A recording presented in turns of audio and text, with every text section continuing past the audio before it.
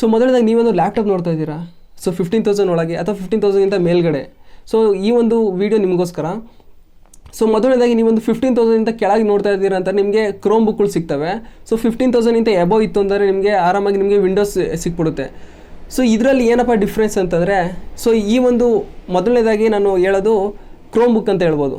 Chrome ಬುಕ್ಕಲ್ಲಿ ನಿಮಗೆ ಏನಪ್ಪ ಜಸ್ಟ್ ಈ ಒಂದು ಟ್ಯಾಬ್ ಇರುತ್ತಲ್ಲ, ಸೊ ಆ್ಯಂಡ್ರಾಯ್ಡ್ ಬೇಸಿಕಲ್ಲಿ ಅದೊಂದು ವರ್ಕ್ ಆಗುತ್ತೆ.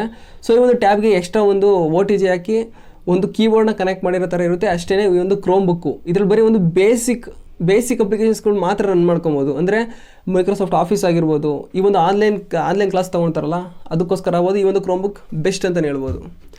ಈ ಒಂದು ಕ್ರೋಮ್ ಬುಕ್ಕಲ್ಲಿ ಏನು ಅಡ್ವಾಂಟೇಜ್ ಅಂತಂದರೆ ಇದರಲ್ಲಿ ಬ್ಯಾಟ್ರಿ ಬ್ಯಾಕಪ್ ಜಾಸ್ತಿ ಬರುತ್ತೆ.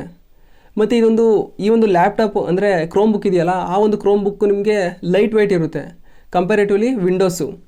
ಸೊ ಇನ್ನು ವಿಂಡೋಸಿಗೆ ನೋಡ್ಕೊಳ್ಳೋಣ ಅಂತಂದರೆ ಈ ಒಂದು ಕಂಪ್ಯಾಕ್ಟಿಬಿಲಿಟಿ ಜಾಸ್ತಿ ಇರುತ್ತೆ, ಜಾಸ್ತಿ ತಿಕ್ಕಾಗಿರುತ್ತೆ ಅದೊಂದು ಲ್ಯಾಪ್ಟಾಪು. ಇನ್ನು ಬ್ಯಾಟ್ರಿ ಬ್ಯಾಕಪ್ ಬಗ್ಗೆ ನೋಡೋಣ ಅಂತಂದರೆ ಈ ವಿಂಡೋಸಲ್ಲಿ ಬ್ಯಾಟ್ರಿ ಬ್ಯಾಕಪ್ ಅಷ್ಟೊಂದು ಬರೋಲ್ಲ. ಒಂದು 2 ಅವರ್ಸ್ ಬಂದರೆ ಮ್ಯಾಕ್ಸಿಮಮ್ ಅಂತಲೇ ಹೇಳ್ಬೋದು ಬೇಸಿಕ್ ಲ್ಯಾಪ್ಟಾಪಲ್ಲೂ. ವಿಂಡೋಸಲ್ಲಿ ಒಂದು ಸ್ವಲ್ಪ ಈಟಿಂಗ್ ಇಶ್ಯೂ ಆಗುತ್ತೆ. ಸೊ ಇನ್ನು ಲ್ಯಾಪ್ಟಾಪಲ್ಲಿ ಇನ್ನೂ 2 ಟೈಪ್ ಇದ್ದಾವೆ, ಒಂದು ಆಫೀಸು, ಇನ್ನೊಂದು ಗೇಮಿಂಗ್ ಅಂತ.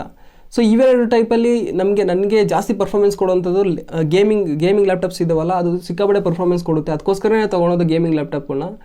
ಅದರಲ್ಲಿ ಇನ್ನೂ ಡಿಸಅಡ್ವಾಂಟೇಜ್ ಹೇಳಬೇಕು ಅಂತಂದರೆ ಆ ಒಂದು ಗೇಮಿಂಗ್ ಲ್ಯಾಪ್ಟಾಪು ಹೆವಿ ಕಾಸ್ಟ್ ಇರುತ್ತೆ. ಗ್ರಾಫಿಕ್ಸ್ ಕಾರ್ಡ್ ಅಂತೂ ಮಿನಿಮಮ್ ಅಂತಂದರೂ ಒಂದು 70,000 ಎಬೋವ್ ಇರುತ್ತೆ ಆ ಒಂದು ಗೇಮಿಂಗ್ ಲ್ಯಾಪ್ಟಾಪ್ಸ್ಗಳು. ಈ ಒಂದು ಅಫೋರ್ಡಬಲ್ ಆಗಿ ಅಂತಂದರೆ ಒಬ್ಬ ಸ್ಟೂಡೆಂಟ್ ಯೂಸ್ ಮಾಡ್ಬೋದು ಅಂತಂದರೆ ಒಂದು 50,000ಗಿಂತ ಒಳಗಿರುತ್ತೆ. ಒಂದು 37,000 ಅಂತ ಅಂದ್ಕೊಳ್ಳಿ, 40,000ಗಿಂತ ಒಳಗೆ ಸಿಕ್ಬಿಡುತ್ತೆ ಒಂದು ಲ್ಯಾಪ್ಟಾಪ್ಗಳು ಬೇಸಿಕ್ ಯೂಸಿಗೆ.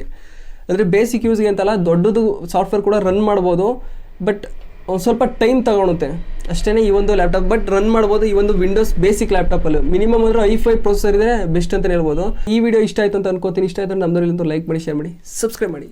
ಸಿಗೋಣ ಮುಂದಿನ ವಿಡಿಯೋದಲ್ಲಿ.